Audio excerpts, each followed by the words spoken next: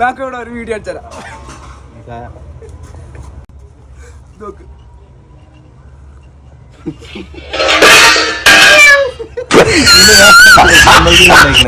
കാരണം എന്റെ പേരയിലെ മൂത്ത പേരക്കുട്ടി ഞാനായിരുന്നു.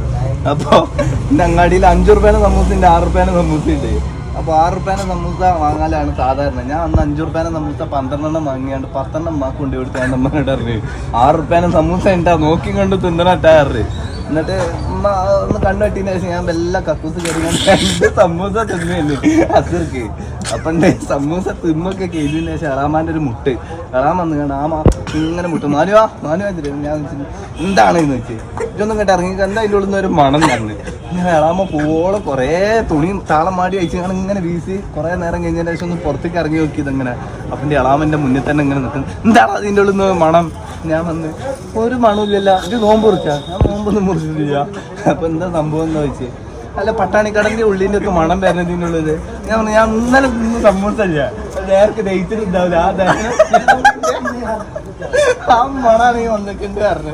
പച്ചപ്പട്ടാണി ഇപ്പൊ തന്നെ മണക്കലാണ്.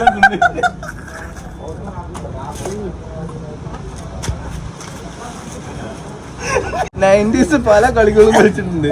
അന്ന് ഇപ്പത്തെ കുട്ടികൾക്ക് തിരിച്ചാ തിരിയിലാക്കളെ 6 റുപ്യേന്റെ സമൂസയാണ് അന്നേ നമ്മൾ